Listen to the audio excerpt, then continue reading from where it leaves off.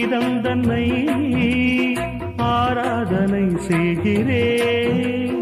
கண்ணங்களில் ஒருவான் வண்ணமே கண்டேன் இங்கே மலர்த்தேன் கிண்ணமே.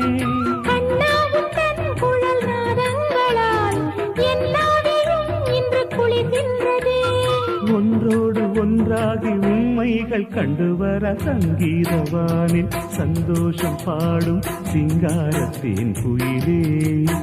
இந்த ஏகாந்த வேளையில் மௌனங்கள் தேடும் என் காதல் பூமையிலே.